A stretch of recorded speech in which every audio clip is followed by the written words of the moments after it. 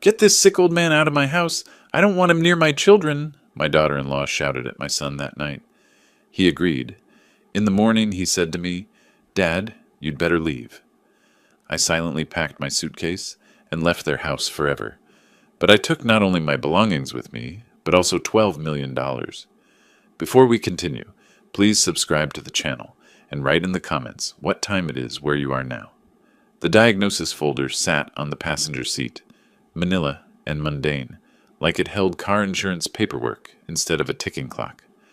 I kept one hand on the steering wheel, the other drumming against my thigh as I merged onto the crosstown. Moderate heart failure. The doctor's words played on repeat. 15 to 20 years with proper management. Not a death sentence. A manageable condition. I'd expected worse, honestly. 63 years of stakes and stress. Building a business from nothing. Selling it 5 years back. I should have been grateful. But driving toward my son's house in South Tampa, the house I'd helped to purchase with $50,000 they thought was a gift, gratitude felt premature. The real test started tonight. 3 years I'd lived with my son Michael and his wife Jennifer. 3 years of playing the downsized retiree, the father who'd cashed out and simplified his life. Every month I handed Michael $3,000 in cash, my contribution to household expenses. They accepted it like rent from a tenant, which I suppose I was. I pulled into the driveway beside Jennifer's white SUV. The house looked perfect in the fading March light, all craftsman charm and expensive landscaping. My $50,000 had made this possible, though they'd never know the full scope of what I could have done for them. What I still could do, if they proved worthy of it. Inside, my granddaughter Olivia, 8 years old with her mother's sharp eyes, was setting the table. My grandson Lucas, 6, crashed toy cars across the living room floor. "Grandpa!" Lucas launched himself at my legs. I caught him, feeling the familiar ache in my lower back. "Easy there, demolition derby." I ruffled his hair. "Where's your dad?" "Office," Olivia said, not looking up from arranging forks. Precise, that one. Already learning efficiency from her mother. Michael emerged wearing his weekend casual, expensive polo, designer jeans that cost more than my first car. At 38, he'd inherited my build, but none of my drive. Marketing consultant, whatever that meant. Made decent money, spent more. "Hey, Dad, how was the appointment?" I held up the folder. Got the results. His expression flickered. Concern, maybe, or just polite interest. Hard to tell lately. "Let's talk after dinner," I said. Jennifer appeared from the kitchen, blonde hair pulled back, yoga clothes that probably cost $200. At 36, she maintained herself with the dedication of someone afraid of aging. She glanced at the folder, then at me, then away. "Dinner's ready," she announced. "Kids, wash your hands." We sat. Grilled chicken, roasted vegetables, quinoa. Jennifer's cooking was competent and joyless. Every meal calibrated for health and aesthetics. "So," Michael said, cutting his chicken into identical pieces. "The doctor?" I'd rehearsed this. Calm delivery, watch their faces, measure their reactions. Heart failure, moderate stage. I let that land, observed. Sounds frightening, but it's manageable with medication and lifestyle changes. The cardiologist was actually optimistic. 15 to 20 years with proper care. Jennifer's fork paused halfway to her mouth. "That's concerning, Silas. You'll need to be careful." Her eyes darted to Michael just for a second, a glance I wasn't supposed to notice. "Yeah, Dad, that's tough." Michael reached for his water. "Make sure you follow the doctor's orders." Words without warmth. Perfunctory sympathy, like commenting on someone's bad traffic experience. Olivia watched me with wide eyes. "Are you going to be okay, Grandpa?" "I'm fine, sweetheart," I smiled at her. "Just means I need to take better care of myself." "Michael, did you finish the Henderson proposal?" Jennifer asked. Just like that, the subject changed. My health, my diagnosis, dismissed as quickly as mentioning the weather. Michael launched into work details. Jennifer nodded, asked questions, engaged fully. I ate my chicken and memorized the moment. After dinner, I excused myself to my room. The converted home office, smallest space in the house, barely fit my bed and dresser. I opened the top drawer where 12 identical envelopes sat in a row, one for each month of the year. I'd prepared this month's 3 days ago, 30 crisp $100 bills. Back in the dining room, Michael was loading the dishwasher. I handed him the envelope. "This month's contribution." He took it without looking inside. "Thanks, Dad." Not even pretending to be grateful anymore. Just automatic acceptance. Muscle memory of entitlement. Jennifer watched from the kitchen doorway, her gaze following the envelope into Michael's hand before she turned away. I retreated to my room, sat on the edge of my bed. The walls here were thin. I heard Michael and Jennifer moving around, putting kids to bed, their evening routine. Then their bedroom door closed, and I heard voices, not words yet, just tones, rising and falling. The volume increased. I stood, moved to my door. My hand found the knob. Something pulled me into the hallway, some instinct that this mattered, that I needed to hear whatever came next. I opened my door quietly, stepped into the dim corridor. Down the hall, yellow light leaked under their bedroom door. The voices grew sharper, more distinct. Michael's murmur, defensive and weak. Then Jennifer's voice, cutting clean through the walls. "We need to talk about your father." I stood frozen, hand still gripping my doorknob. The words hung in the air like a blade poised above my neck. "Because I'm done, Michael. I'm completely done." Jennifer's voice carried rage I'd never heard directed at me, though I'd suspected it lived somewhere beneath her yoga-calm surface. Michael's response, barely audible. "Jenny, keep your voice down. The kids will be fine. Get that sick old man out of my house. I don't want him around my children with these diseases. He's dragging us down, Michael. Can't you see that?" The words hit like physical blows. Sick old man. My house. Dragging us down. "Jenny, he's my father. Where's he supposed to go?"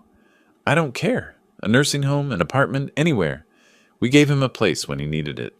Now he needs to figure out his own situation, especially now with his heart problems. What if he dies here? What if the kids find him? Did you think about that?" Her voice dripped contempt, each word laced with disgust that couldn't be faked or exaggerated. This was her truth, finally surfacing. "He pays $3,000 a month," Michael tried weakly. "$3,000? This house costs us $5,000 monthly in mortgage alone, not counting utilities, food, everything else. He's barely covering half his burden. And now he's sick? No, absolutely not. I want him out. Where am I supposed to tell him to go? Tell him anything. Tell him we need space. Tell him it's better for his health to have his own place. I don't care what you say. Just get him out. 1 week, Michael. I want him gone in 1 week." Silence stretched out. I waited for Michael to defend me, to show some backbone, to channel the boy I'd raised to stand up for what's right. "Okay." His voice came out small, defeated. "Okay, I'll tell him tomorrow. Just stop yelling." I stepped backward into my room, closed the door with careful silence. My hand shook as I released the knob. I stood in darkness. Didn't turn on the light, didn't move to the bed, just stood there absorbing the full weight of what I'd heard.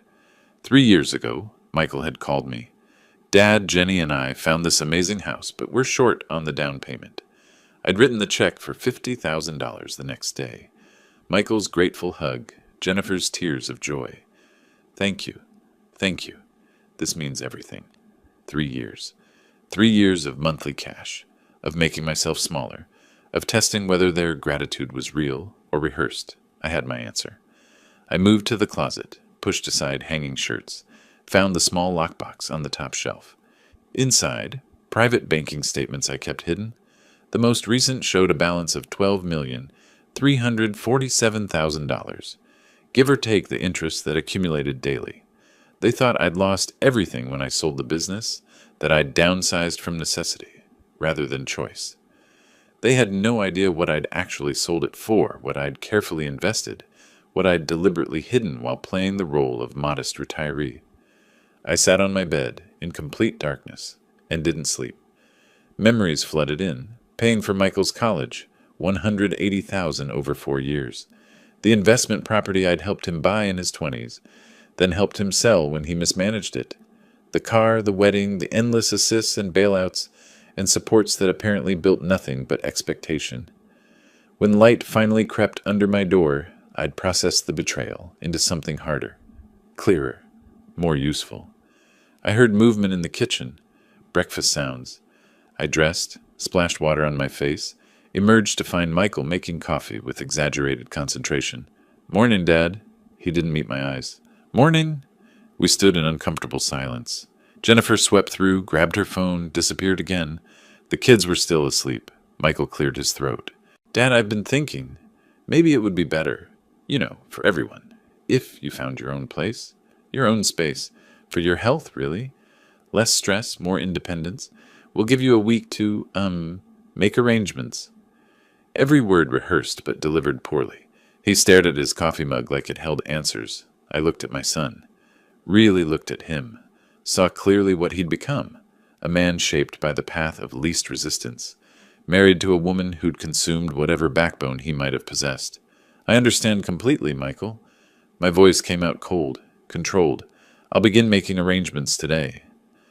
Something in my tone made him glance up sharply. Maybe he'd expected protest, guilt, pleading. Instead, he got acceptance that should have terrified him more than anger. I walked to my room, pulled my suitcase from the closet, and began folding clothes. Each movement deliberate, methodical.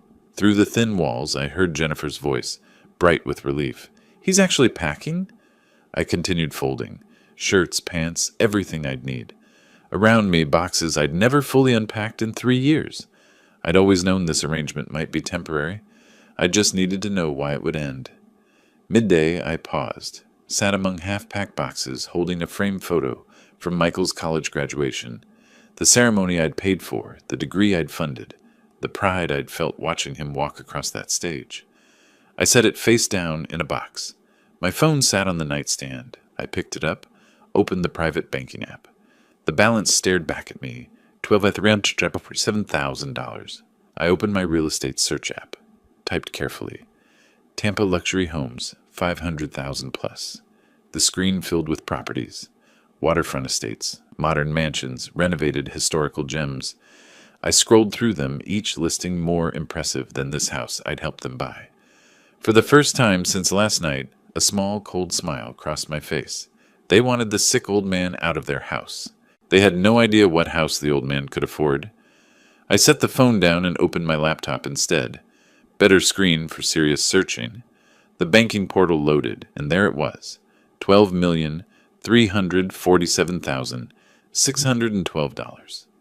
The number I'd been watching grow for 5 years while pretending to be broke. 5 years ago, I'd sold Walker Commercial Properties for $8 million. Not a fortune by some standards, but more than respectable for a business I'd built from a single rental duplex in the 90s. The buyer, a Texas investment group, wanted my 23 properties scattered across Tampa and Clearwater. I'd taken the check, paid the taxes, and invested what remained with the careful attention I'd always given money. Bonds, index funds, some tech stocks before they exploded. Nothing fancy, just steady growth, while I played the role of modest retiree. The test had started 3 years ago.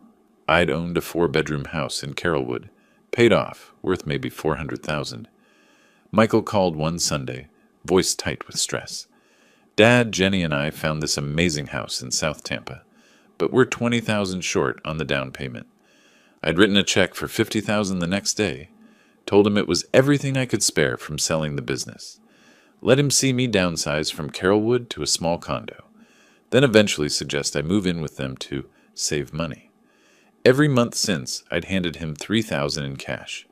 Every month, I'd watched them accept it as their due, watched gratitude calcify into expectation, watched love get confused with financial utility. The test was complete. Results were clear. I pulled up real estate listings. West Shore caught my attention first. Luxury condos and modern houses near the water, close to International Plaza. Palmacea looked promising too. Old money neighborhood with tree-lined streets. Hyde Park had charm but felt too close to their world. I bookmarked 7 properties. 5 in West Shore, 2 in Palmacea. Price range, $500,000 to $600,000. All single-family homes, all with actual yards and privacy. My phone sat beside the laptop. I picked it up, found the number I wanted. Morrison Realty, this is Diane speaking. I'm interested in viewing properties in the West Shore area. I kept my voice steady, professional. My budget is up to $600,000, and I'm prepared to make an all-cash offer. Her pause lasted 2 seconds. Cash? That's wonderful, Mr. Walker, Silas Walker. Mr. Walker. Her tone shifted, became focused. When would you like to schedule viewings? As soon as possible. I'm working within a tight timeline. I can show you several properties tomorrow afternoon. Would 2 o'clock work? Perfect. After she disconnected, I called my private banker. Douglas Chen. We'd worked together for 23 years, since he was a junior advisor and I was buying my third rental property. Silas! His voice carried genuine warmth. Been a while. What can I do for you? I'll need approximately $600,000 transferred to my checking account by next Friday. No problem. Selling some bonds? Which account should I pull from? Split it between the municipal bonds and the S&P index fund. Whatever makes sense tax-wise. Easy enough. Buying something interesting. A house. Fresh start. He didn't ask why, didn't pry.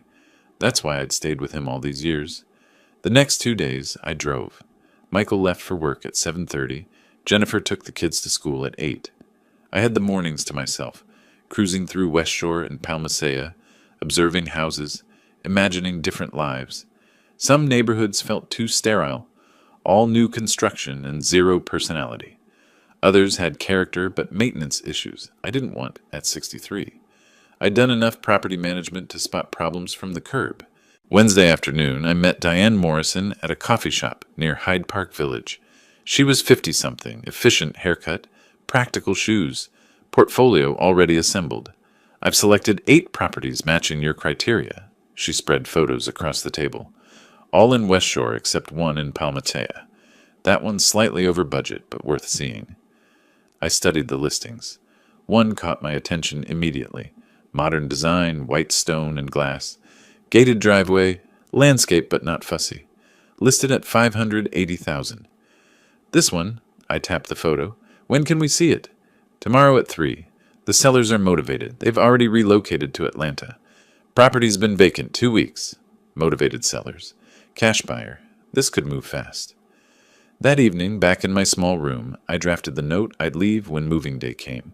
Tried different versions, different tones. Thank you for opening your home to me. I found new housing. Best wishes. Too formal. I'll be out by noon tomorrow. Thanks for everything. Too casual. Finally, I settled on something that hit the right note. Grateful enough to avoid suspicion. Distant enough to sting if they had any conscience left. Thank you for your hospitality these 3 years. I found new housing and will be out by noon today. Don't trouble yourselves about the sick old man anymore. The envelope is this month's contribution. Dad, I read it twice. The phrase sick old man came straight from Jennifer's mouth, through the walls. That night, I'd stood in the hallway. Let them read their own words back to them. Thursday at 3 o'clock, I stood in front of the white stone house. Modern, but not cold, with warm wood accents around the windows and entrance. The yard stretched back, enclosed by tasteful fencing. Quiet street, established neighborhood. 10 minutes from everything I'd need. Diane walked me through the specs. Built in 2019. 3 bedrooms, 2.5 baths. Open floor plan, updated kitchen, primary suite on the main floor. Seller paid $610,000 3 years ago, pricing it to move now. I barely heard her. I was imagining Michael's face when he realized where I'd gone. Imagining Jennifer's expression when she understood that sick old man had resources she'd never suspected. Mr. Walker? Diane touched my elbow. Would you like to see the interior? I turned to her. This time my smile reached my eyes. Yes, and I'd like to discuss making an offer today. Full asking price. Cash. Her professional mask slipped. Just for a moment, pure shock flickered across her features. Today? But don't you need to... most buyers take time to consider. I interrupted gently. I'm not most buyers. Let's go inside. 6 days after Michael told me to leave, I woke before dawn for the last time in his house. The room was mostly packed, boxes stacked along one wall, just my bed and the clothes I'd wear today still accessible. I'd closed on the West Shore house yesterday. 5 days from offer to keys. Record time, Diane said. But that's what happens when you pay cash and the seller's desperate to finalize their Atlanta move. The movers would arrive at 8. I picked up the note from my nightstand, read it one final time. Thank you for your hospitality these 3 years. I found new housing and will be out by noon today. Don't trouble yourselves about the sick old man anymore. The envelope is this month's contribution. Dad, sick, old man. Jennifer's exact words, carefully preserved. I walked to the kitchen in darkness, placed the note on the table where they'd find it, at breakfast. Beside it, I set this month's envelope, $3,000 in crisp hundreds, my final contribution. The irony felt appropriate. Michael left for work at 7:20, earlier than usual, trying to avoid me, probably. Jennifer took the kids to school at 8. I watched from my window as her white SUV backed out of the driveway I'd helped purchase. The moving truck arrived exactly at 8. 2 guys, professional crew, handled everything efficiently. I'd lived light here, never fully unpacking. Made today simple. "This is a nice place you're moving to, sir," the crew leader said, consulting his clipboard. "Upgrading?" "You could say that." I kept my voice neutral. "Fresh start." They loaded boxes while I did a final walkthrough. Michael and Jennifer's bedroom, where I'd stood in the hallway that night, listening to my fate being decided. The kids' rooms, toys scattered across floors, the childhood I'd miss watching unfold. The dining room where I'd revealed my diagnosis to faces that couldn't hide their inconvenience. I felt nothing. No sentimentality. No regret. Just quiet satisfaction that the test was complete, and I had my answer. In the kitchen, I saw the envelope and note, positioned perfectly. One last check of the drawers. Nothing forgotten. I walked out the front door, locked it behind me with the key they'd given me 3 years ago, and dropped the key in the mailbox. The drive to West Shore took 17 minutes. I followed the moving truck, deliberately taking Dale Mabry instead of the highway, passing through neighborhoods that reminded me why I'd chosen Tampa 40 years ago. Trees, water, possibilities. The house looked even better in morning light. White stone gleaming, glass windows reflecting sky, the gate responding to my new remote. My gate, my driveway, my house. The movers worked fast. I directed traffic. Master bedroom, home office, guest room. Within 2 hours, they'd unloaded everything. I tipped them $500 cash. Saw their eyebrows rise, but kept their professionalism intact. "Appreciate the efficiency," I said. "Enjoy your new place, sir?" After they left, I stood in my new living room. High ceilings, natural light flooding through those glass windows, space to breathe. My furniture looked small in here, but I'd acquire more. Time for that. I made coffee in my new kitchen. Actual counter space, modern appliances, a window overlooking the backyard. Poured it into a mug I'd unpacked first. Walked to what I was already thinking of as my office. Real office. Desk. Proper lighting. Bookshelves waiting to be filled. Not a corner of a converted bedroom where I'd kept my secrets, hidden behind winter coats. My phone buzzed around 4 o'clock. Text from Michael. "Got your note? Hope you're settled okay. Take care of yourself." 9 words. Perfunctory care. Obligation fulfilled. I stared at the message, remembered the boy who'd once made me Father's Day cards in crayon, who'd cried when I taught him to ride a bike, and he fell hard on his 3rd attempt. That boy was gone. Had been gone for years, probably. I just needed proof. I didn't respond to the text. The week passed in a blur of unpacking, organizing, learning my new neighborhood. I walked to the coffee shop 3 blocks away, drove to the grocery store, established routines. Started taking my heart medication at the same time every morning, setting up the disciplined lifestyle the cardiologist recommended. 7 days after moving in, I sat in my home office, laptop open to my financial portfolio. Phone showing 17 missed calls from Michael and Jennifer. They'd been calling since yesterday. I'd been ignoring them. Whatever they wanted could wait until I was ready. But first, there was someone I needed to call. I scrolled through my contacts, found the name, Patricia Morrison, estate planning attorney. We'd worked together 5 years ago when I sold the business, setting up trusts and structures to protect my assets. Time to reestablish that relationship. She answered on the second ring. "Patricia Morrison." "Patricia, this is Silas Walker. We worked together 5 years ago on estate planning after I sold Walker Commercial Properties." "Mr. Walker? Of course I remember. How can I help you?" "I need to update my will." I paused, choosing words carefully. "And I need you to make a phone call to my son, Michael Walker. It's time he learned a few things about his father's finances." The silence lasted 3 seconds. Long enough for her to understand this wasn't routine estate planning. "I see," she said slowly. "When would you like to meet?" Tomorrow morning, 10 o'clock, your office. I'll clear my calendar. Patricia Morrison's office occupied the 15th floor of a downtown high-rise, with views of the Hillsborough River. I'd arrived 30 minutes early for our 10 o'clock meeting, reviewed my documents in the lobby coffee shop, then taken the elevator up. She looked exactly as I remembered, mid-50s, silver hair cut efficient and sharp, reading glasses on a chain. Her handshake was firm. Mr. Walker, good to see you again. Patricia, thanks for clearing your calendar. We settled into her office. Mahogany desk, legal volumes lining the walls, that particular smell of old paper and expensive furniture polish that all attorney offices seem to share. I laid out the documents I'd brought. Investment portfolio statements, property deed for the West Shore house, bank account summaries. I want my son to see every statement, every asset total. I kept my voice level. I want him to understand exactly what he threw away when he threw me out. Patricia studied the papers, nodding slowly. You want maximum impact. I want him to know what $12 million of regret feels like. She made notes on her legal pad. I'll call him today. Schedule a meeting for this week. The sooner he knows, the sooner he'll start making mistakes. Mistakes? Desperate people make poor decisions. If you're planning further action, his panic will work in your favor. Smart woman. That's why I'd kept her number all these years. 3 days later, Michael sat in the same chair I'd occupied. I know because Patricia called me afterward with a full report. She'd started professional, neutral. Mr. Walker, thank you for coming in. I'm handling your father's estate planning, and he wanted you informed of certain assets. Michael had looked confused. Assets? I mean, Dad sold his house years ago. He lived with us. I don't understand what. Patricia slid the first document across her desk. Portfolio statement, my name at the top.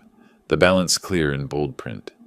Your father owns an investment portfolio currently valued at approximately $12 million. Michael stared at the paper. Patricia said his face went blank, like a computer screen freezing mid-task. 12? I'm sorry, what? She showed him more. Property deed for the West Shore house, bank statements, tax records from the business sale 5 years ago, $8 million, right there in black and white. But he was living with us. Michael's voice came out hoarse. He gave us money every month. He needed help. Your father mentioned those contributions. $3,000 monthly, correct? Yes, because he couldn't afford... Michael's words died as the logic caught up. 3,000 from 12 million. Pennies from a fortune. Patricia delivered the final blow with professional detachment. Mr. Walker sold his commercial real estate business 5 years ago for $8 million. He invested wisely. He has never needed financial assistance. Those monthly contributions were his choice, not his necessity. She told me Michael sat motionless for a full minute. Then he started breathing fast, shallow gasps like someone had punched him in the stomach. Previously, Patricia continued, you were designated as sole beneficiary of your father's estate. He wanted you to know he's now reconsidering that arrangement. He'll contact you when he's ready to discuss it further. Michael left her office moving like a sleepwalker.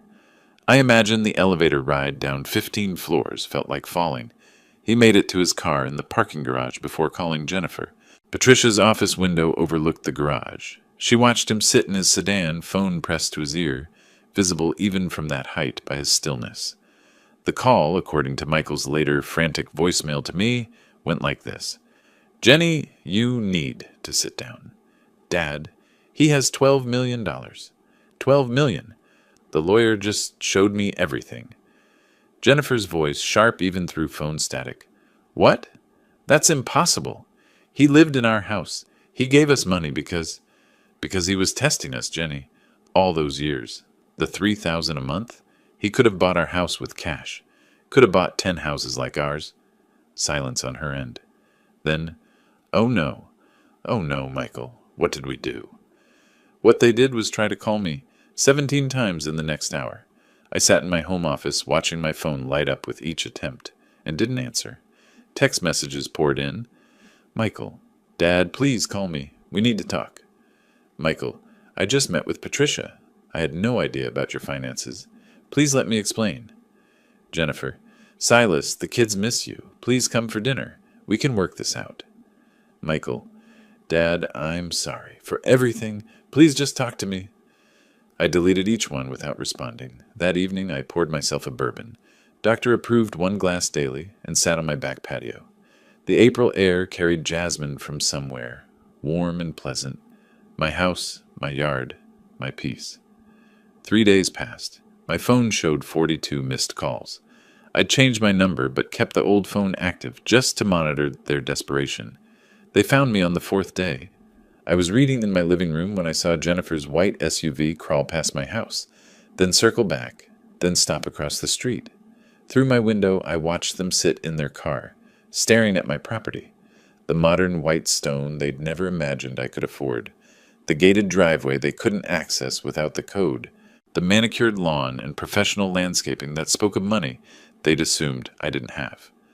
Michael emerged first, then Jennifer. They stood on the sidewalk, looking at the house like it was a mirage. I buttoned my shirt collar, checked my reflection in the hallway mirror. I looked rested, healthy, years younger than I'd appeared during those 3 years of living under their contempt and careful rationing of dignity. The doorbell rang. I let them wait 30 seconds, then walked to my front door and opened it. They stood at my gate. Michael's face was hollow. Jennifer had clearly been crying, or wanted me to think she had. "Hi, Dad." Michael's voice cracked. I said nothing. Just looked at them. Jennifer stepped forward. "Silas, please. We've been so worried. The children ask about you constantly. That night when things were said, I was stressed. I said things I didn't mean. You know I love you. I know exactly what you meant." My voice came out flat, emotionless. I heard every word. Her face paled. "You heard? Get that sick old man out of my house," I quoted precisely. "I don't want him near my children. He's dragging us down." Those were your exact words, Jennifer. Michael held up his hands. "Dad, can we just talk? Inside? Like family?" "Family." I let the word hang there. "You gave me a week to leave my family. I took 3 days. Efficient, like always." Jennifer's tears dried up fast when she realized they weren't working. Her voice shifted, became sharp. "Fine. We made mistakes. We're human. But you lied to us, Silas. Pretended you were broke. Took our money. I gave you money." The correction came out cold. $3,000 monthly. "You think I needed your roof over my head? I was testing you. Wanted to see if you loved your father or just his wallet. Congratulations. You failed." "That's not fair." Michael stepped closer to the gate. "We helped you when I had nowhere else to go," I finished. "Is that the story you're telling yourselves? I had $12 million. I could have stayed in a 5-star hotel for the rest of my life. I chose your house because I want to know who you really were." I paused, let that sink in. "So here I am, out of your house, away from your children, the sick old man you wanted gone. Except I took $12 million with me. Funny how that works." Jennifer reached for my arm through the gate bars. I stepped back. "Don't touch me." The small movement carried more weight than words. No more presumed intimacy. No more access to my space, my life, my dignity. "The kids," Jennifer tried. "The kids are innocent," I cut her off, "which is why this is between us and them. When they're old enough to understand, I'll explain why their grandfather stopped visiting. Until then, you're welcome to tell them whatever story makes you comfortable." Michael's voice dropped to pleading. "Dad, whatever Patricia told you about us, she told me nothing about you. I lived in your house for 3 years. I saw who you really are. That's enough." I turned and walked toward my front door. "Dad, wait," Michael called. I didn't. The door closed behind me with a solid final sound. Through the window, I watched them stand at my gate for another 5 minutes. Jennifer gestured angrily. Michael slumped. Eventually, they returned to their car and drove away. I poured another bourbon. My hands were steady. 2 days later, Jennifer sat in a different attorney's office across town. This lawyer, Martin Fletcher, a family practice specialist, listened to her story with practiced patience. "So you want to know if you can contest his will?" Fletcher scrolled through notes on his tablet. "He's making decisions out of spite. My husband is his son. He has rights to that estate." Fletcher set down his tablet. "Ma'am, in Florida, a competent adult can distribute their estate however they choose. Unless you can prove mental incompetence or undue influence, which clearly doesn't apply here, You have no grounds for challenge. But Michael is family. Blood. That should count for something. Legally, it doesn't. Morally, maybe. But morality doesn't win in probate court. Is your father-in-law of sound mind? Jennifer hesitated. He's very sharp, actually. Just bought a house. Handled all the paperwork himself. Then you're out of options, at least while he's alive. Jennifer's face went rigid. What's that supposed to mean? I mean, he controls his assets while living. You can't force him to include you in his will. You can't claim elder abuse or exploitation. He moved out voluntarily, maintained his independence, clearly made his own decisions. Fletcher closed his tablet. My advice? Try to reconcile personally. But legally, you have no leverage. The consultation cost $300. Jennifer left with less hope than she'd arrived with. At home, she and Michael spent hours researching online. Florida filial responsibility laws, none existed. Elder financial abuse statutes required proof of coercion, which they didn't have. Inheritance rights, children had none unless specified in the will. Every door was locked. We're living paycheck to paycheck, Jennifer said one night, staring at their bank account on her laptop. $25,000 in savings. Our mortgage is $4,200 a month. If something happens, if either of us loses our jobs... We won't, Michael said, but his voice held no conviction. He could have helped us. All these years. Instead, he watched us struggle while sitting on millions. He gave us $50,000 for the down payment. Jennifer's head snapped up. That wasn't a gift. He said it was a loan. Made you sign paperwork, remember? Michael's face went pale. That was just... He said it was for tax purposes. I signed it, but he never expected me to pay it back. Are you sure about that? They stared at each other as the implications settled in. A week after their failed gate confrontation, I returned to Patricia Morrison's office. She slid a document across her desk, yellowed slightly with age, 3 years old, Michael's signature bold and clear at the bottom. Promissory note for $150,000, principal amount, Patricia read, 5% annual interest, 5-year term. The term expires in 2 years, but there's an acceleration clause if you choose to invoke it. I picked up the document, studied the date. Exactly 3 years ago, the day I moved into Michael's house. The $50,000 for their down payment. Another $100,000 for renovations they'd wanted. New kitchen, master bathroom upgrade, landscaping. I'd called it a gift then, verbally, but the paperwork Michael had signed without reading told a different story. Legal loan, binding contract, all properly notarized. What's the total amount due if I invoke the acceleration clause? Patricia pulled up her calculator. Principal of $150,000 plus 3 years of compounded interest at 5% annually. Approximately $173,600. I'd protected myself even then, 3 years ago, knowing this day might come. Some part of me had suspected who Michael really was, had planned for this moment of reckoning. I want to invoke the clause. Patricia nodded. That makes the full balance due in 90 days. I'll draft the demand letter. She paused, fingers hovering over her keyboard. They won't be able to pay it, you know. Not that amount on short notice. I know. I met her eyes. That's the point. Patricia began typing. The keyboard clicks sounded like a countdown timer on Michael and Jennifer's comfortable life. The demand letter would arrive certified mail. 90 days to produce $173,600 or face foreclosure proceedings on the house I'd helped them buy. The house with my $50,000 in equity. The house they'd thrown me out of like garbage. Justice tastes cold, but it tastes good. The certified letter arrived on a Tuesday. Michael signed for it at the front door, saw Patricia Morrison's law office in the return address, and his hands started shaking before he even opened the envelope. Inside, formal, legal, letterhead. Clean, professional, devastating.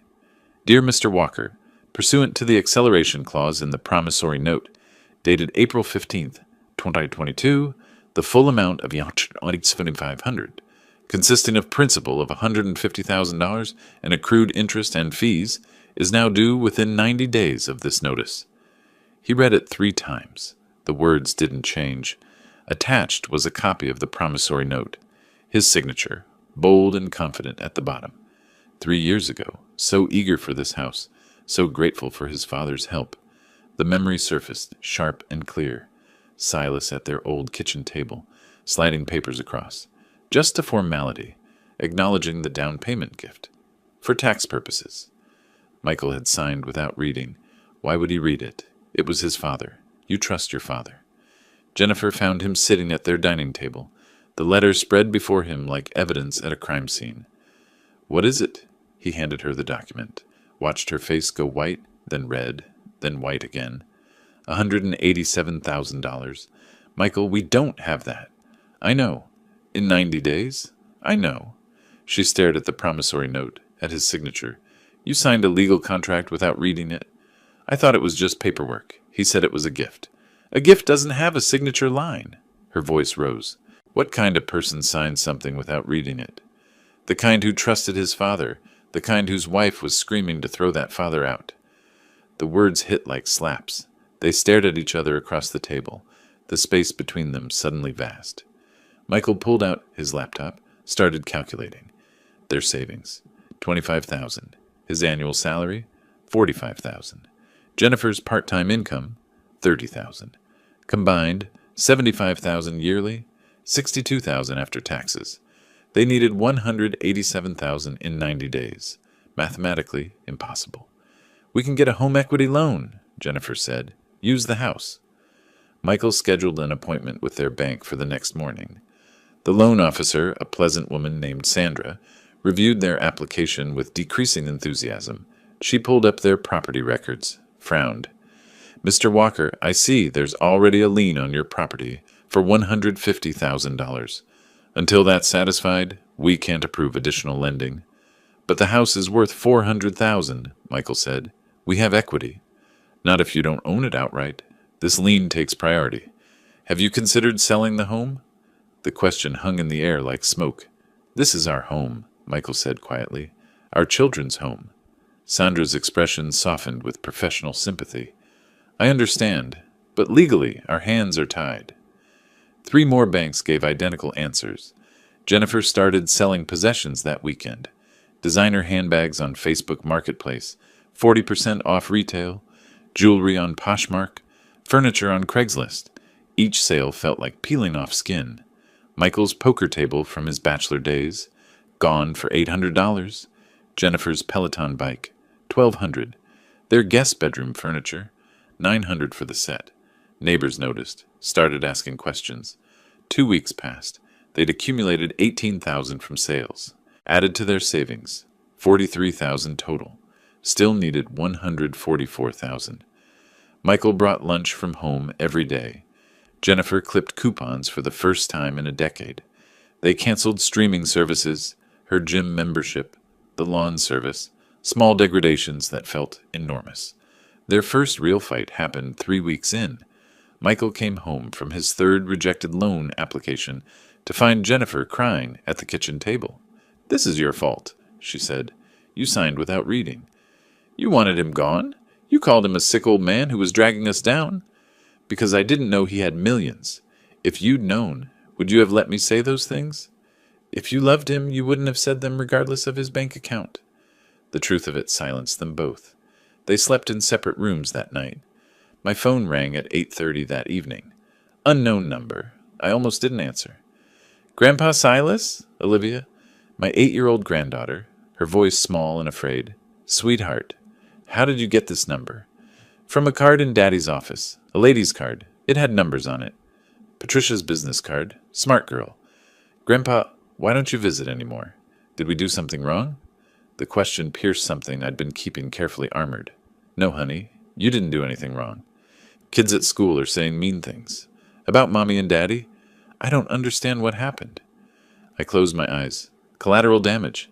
The phrase Patricia had used. Olivia, sometimes grown-ups make mistakes. Your parents and I are working through some things. It's not your fault, and it's not your brother's fault, okay? Okay.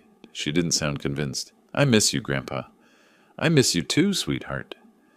After she hung up, I sat in my office for 20 minutes, staring at nothing. Then I called Patricia. I got a call from Olivia tonight. The children are the hard part, she said quietly. They always are. Am I going too far? Patricia was silent for a moment. Your son threw you out when you were sick. He chose his wife's cruelty over your dignity. The children are suffering, yes, but their parents created this situation. You're teaching a lesson that needs teaching. They're at in 6, and they'll recover. Children are resilient. But if you stop now, if you let Michael and Jennifer off without real consequences, what lesson does that teach? That cruelty has no cost? That family means nothing? I knew she was right. Didn't make it easier. The grandchildren aren't permanently cut off, I said, more to myself than to her. This isn't forever. Just until their parents understand what they did? Exactly. You're establishing boundaries, not abandoning family. 6 weeks into the 90-day deadline, Michael and Jennifer had scraped together $47,000. They'd sold everything valuable they owned, maxed out credit cards, borrowed $15,000 from Jennifer's parents. It wasn't even a quarter of what they owed. Jennifer scrolled through her Instagram. She'd lost 3,000 followers in 2 weeks. Her last post, a carefully filtered photo of flowers with a vague caption about appreciating simple things, had gotten 17 likes. Her phone buzzed. Text from Melissa, her former book club friend. Just heard the story about your father-in-law. Is it true he's a millionaire and you kicked him out? Jennifer didn't respond. Across town, I received my own text from Patricia. The story is circulating. Your instructions were followed precisely. I typed back, good. Let them feel what public judgment looks like. Then I added, begin phase 3. Patricia responded with a single word, understood. The social pressure campaign was about to begin in earnest. The story spread like fire through dry grass. It started at a charity luncheon in Hyde Park. Someone in Patricia's network, carefully instructed, mentioned it casually. How Jennifer Walker had kicked out her sick, 70-something father-in-law. How he turned out to be worth $12 million. How they'd taken his money for years, then thrown him out when he became inconvenient. The story had everything: cruelty, irony, poetic justice. By the end of lunch, 20 women knew. By the end of the week, everyone in South Tampa's social circle had heard some version. Jennifer's Instagram hemorrhaged followers. 15,000 down to 8,500 in 10 days. Comments on her old posts turned vicious. How's your father-in-law doing? Karma is real. Some people don't deserve nice things. She posted a vague apology. We're going through difficult family matters. Please respect our privacy during this time. It made everything worse. Someone screenshotted it, posted to a local mom group with the caption, now she cares about family. The school pickup line became torture. Other mothers stared, whispered. One, Karen Martinez, who'd been friendly for years, approached Jennifer directly. Is it true you threw out your husband's father when he was sick? Jennifer's face burned. It's complicated. Family situations are private. Not anymore, apparently. Karen walked away. Olivia came home crying that afternoon. Sophie's mom says we can't have playdates anymore. Why, Mommy? Jennifer had no answer. Michael's workplace turned hostile in subtle ways. A colleague mentioned seeing Jennifer's blog posts about downsizing, connected dots with office gossip. Word spread. His manager called him in. Professional, concerned, devastating. Michael, we've noticed some performance issues. Late submissions, missed meetings. Your personal life is your own, but we need to ensure it's not impacting your work. Michael sat rigid. It won't happen again. This is a formal warning. Documentation for your file. See that it doesn't happen again. First professional consequence, written in permanent ink. He sat in his car in the parking lot for an hour afterward, unable to face going home. 8 weeks into the deadline, they'd assembled $68,000, still $119,000 short. Bankruptcy stopped being a distant possibility and became a real consideration. Jennifer drafted an apology letter to me on her laptop, deleted it, rewrote it, deleted it again. The words felt hollow, transparent. Sorry about the money, not sorry about the cruelty. She tried a third time. Dear Silas, we made terrible mistakes. Delete. Dear Dad, we can't begin to express. Delete. Michael finally took over the keyboard.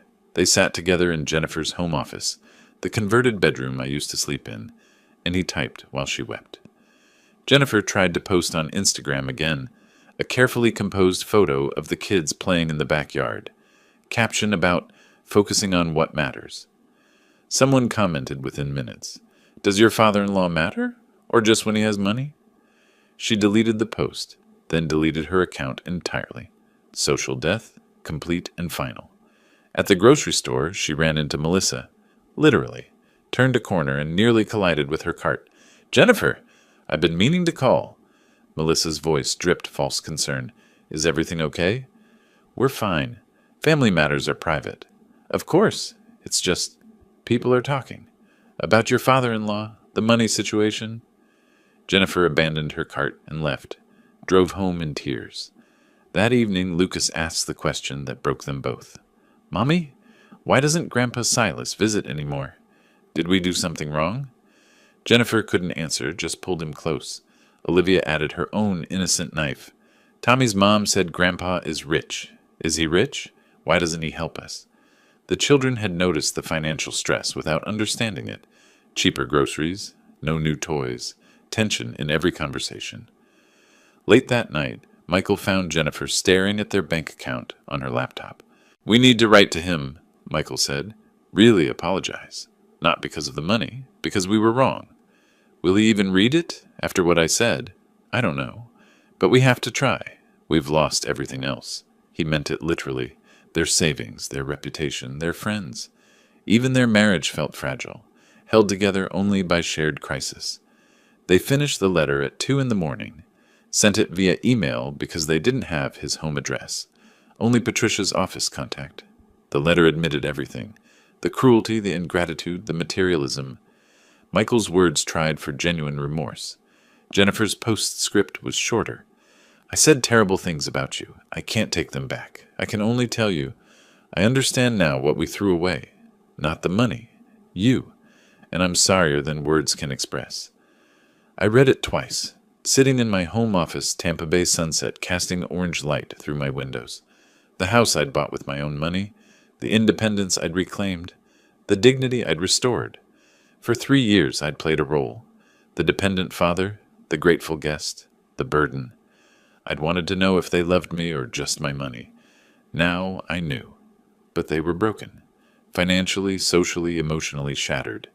The question was, did I finish breaking them, or did I offer one chance at redemption? I picked up my phone, texted Patricia. "Arrange a meeting, neutral location, next week." She responded. "Terms?" I typed. "Mine." Then I opened my desk drawer, pulled out a photo of Olivia and Lucas from last Christmas. They deserved better than parents who only loved conditionally. Maybe there was a way to teach that lesson too. I began drafting my terms. Not forgiveness, accountability, justice, not cruelty. I wasn't interested in their destruction. I was interested in their education. The coffee shop overlooked old Tampa Bay, floor-to-ceiling windows catching afternoon light off the water. I'd chosen it deliberately. Neutral ground, public enough to keep emotions controlled, elegant enough to remind them what money could buy. Michael and Jennifer arrived 15 minutes early. I watched from my car as they took a table by the windows, ordered nothing, sat rigid and waiting. When I walked in at exactly 3 o'clock, they barely recognized me. I'd gained back the weight I'd lost living under their roof. My clothes fit properly. Tailored slacks, button-down shirt, expensive but understated. No more grateful guest posture, no more careful movements designed to take up minimal space. I looked successful, healthy, confident. Everything the sick old man wasn't supposed to be. I ordered coffee at the counter, paid, carried it to their table with steady hands. "Dad!" Michael's voice cracked on the single syllable. I sat down, said nothing. Let them feel the silence. Michael started first. "I don't have words that can fix what I've done. You raised me, sacrificed for me, paid for everything I ever needed, and when you got sick, when you actually needed support, I threw you away like you were nothing." He stopped, swallowed hard. "I failed you. I failed as a son. I'm sorry." Simple, direct. No excuses about stress or misunderstandings. Jennifer followed, tears already streaming. "Silas, I said terrible things. I called you. I said you were dragging us down. Wanted you out of my house, away from my children. But you weren't dragging us down. We were.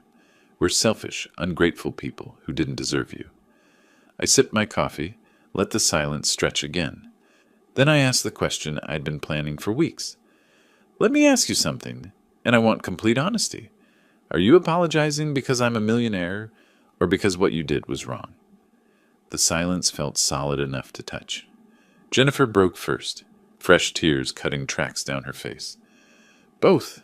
I wish I could say it's only the second, but I'd be lying. Losing the money made us realize what we lost in you.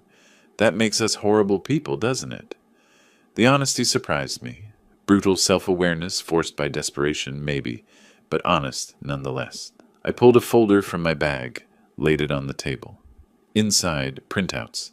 The promissory note with Michael's signature, their desperate text messages, screenshots of Jennifer's Instagram collapse. You've collected $90,000 in 10 weeks, I said. Patricia keeps me informed. Sold your jewelry, your furniture, maxed out credit cards, borrowed from Jennifer's parents. Michael nodded, couldn't meet my eyes.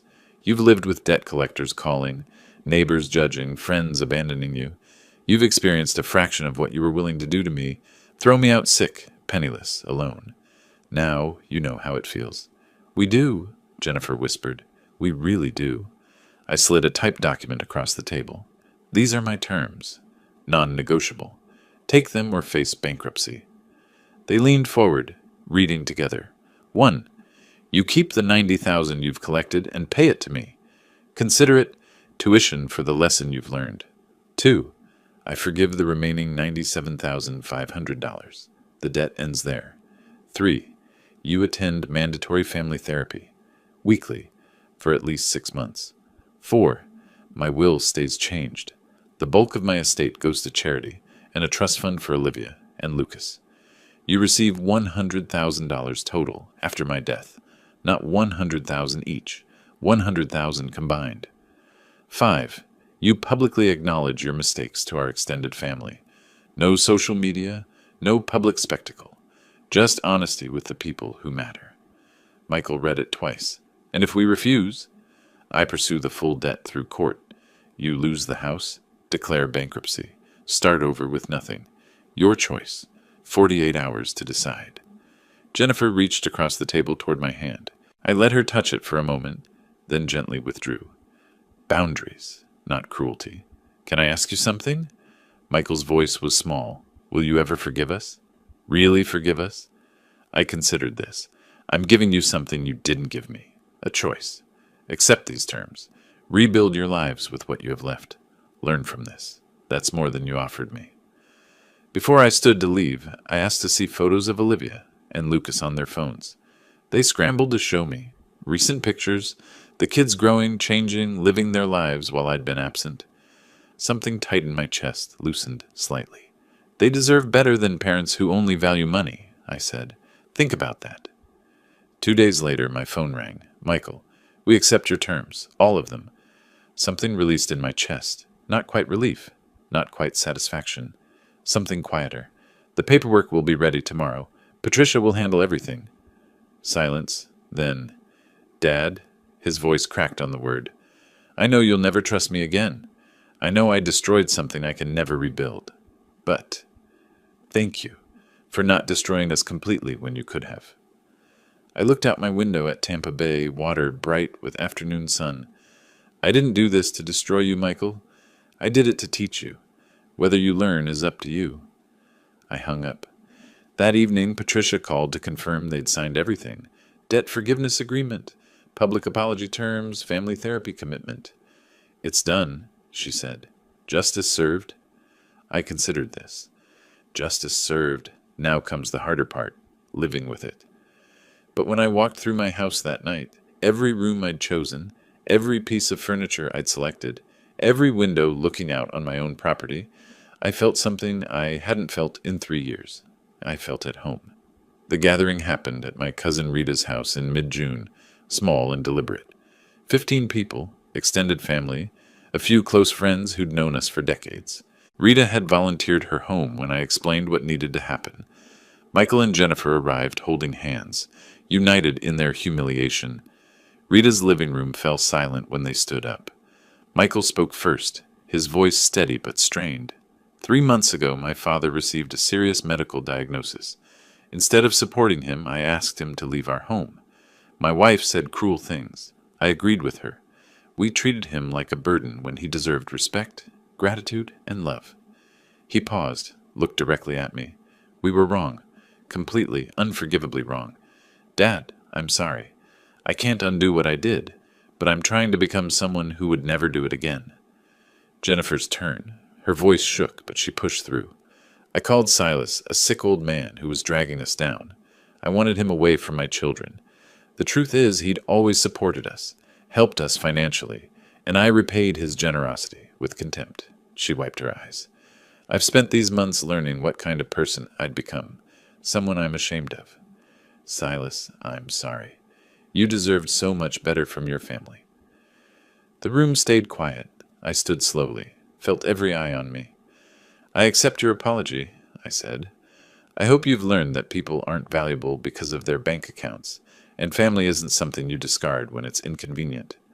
Our relationship going forward will be different. There are boundaries now, but there's also possibility, if you continue to show through your actions that you've truly changed. Later, my cousin Rita pulled me aside. They needed this. They'd become insufferable, honestly. The materialism, the status obsession, maybe this will fix them. Maybe, I said. Time will tell. 3 weeks after the apology, I met Olivia and Lucas at a coffee shop near their school. Supervised visit, public location, structured. My terms. They were nervous at first, unsure how to act around me. Then Lucas, my 6-year-old grandson, asked the question that mattered. Grandpa, are we allowed to love you again? The words hit harder than I expected. I knelt down to his eye level. You never stopped being allowed to love me, buddy. And I never stopped loving you. Sometimes grown-ups make mistakes and need time to fix them. Your parents are working on fixing theirs. Olivia, 8 and perceptive, studied my face. Are you still mad at them? I'm disappointed, I said carefully. But I'm watching to see if they change. Actions matter more than words. We ordered pancakes, talked about school, friends, their summer plans, normal grandfather things. When Michael and Jennifer picked them up, they stayed by their car, giving me space, respecting boundaries. Progress, I supposed. Patricia confirmed the grandchildren's trust was finalized in July. $2 million, accessible when they turned 25. Michael and Jennifer signed acknowledgement that they had no access to these funds. They can't touch it? Michael asked when signing. Not 1 penny, Patricia confirmed. This protects your children's future regardless of your financial decisions. He nodded slowly. That's fair. My will was officially filed. Charity organizations would receive $8 million. The Grandchildren's Trust held $2 million. Various smaller bequests to causes I cared about. Michael and Jennifer, $100,000 total. From $12 million to $100,000.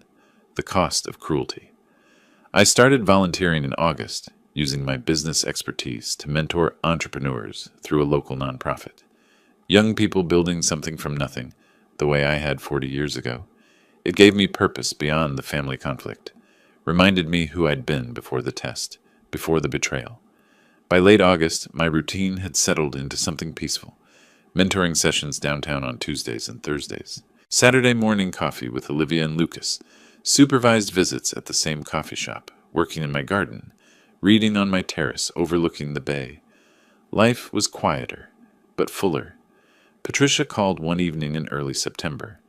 Michael's therapist reached out. She says they're making real progress, working on communication, addressing the materialism that drove their choices. Jennifer deleted all her social media. They're rebuilding. Good, I said, and meant it. Do you regret how hard you were on them? I thought about this carefully. No, justice isn't cruelty. It's consequence meeting action. They wanted the sick old man gone. They got their wish. They also got the lesson that came with it. Now we all get to live with what we've learned. That evening I sat at my desk looking at 2 photographs side by side. One showed Michael at age 7, riding on my shoulders at the beach, laughing at something I'd said, bright and innocent and trusting. The other was from last Saturday, Olivia and Lucas grinning over pancakes, chocolate chips dotting their smiles. Between the photos lay the signed trust fund documents, the past, the future, and the protection I'd built between them. I closed the folder and turned to my window. The sun was setting over Tampa Bay, painting the water gold and orange. Tomorrow I was meeting with a young woman who just opened a bakery and needed business mentoring. Next Saturday, the grandchildren again. My calendar had structure, purpose, meaning, all on my terms. I didn't need Michael and Jennifer's approval anymore. Didn't need their inheritance hopes hanging over me. Didn't need to be who they wanted me to be. 3 years I'd lived in that small bedroom, playing the grateful guest, testing whether they loved me or my money. The test concluded. They failed. But failure taught them what success never could have. My son knows now what it means to lose everything. My daughter-in-law understands the weight of cruel words. And I remember who I am, not the sick old man they wanted gone, the man who built something from nothing, who survived their betrayal, who chose justice over revenge. That man is home now. Finally, completely home. If you like this story, please like this video, subscribe to the channel, and share your impressions of this story in the comments. To listen to the next story, click on the box on the left. Thank you for watching.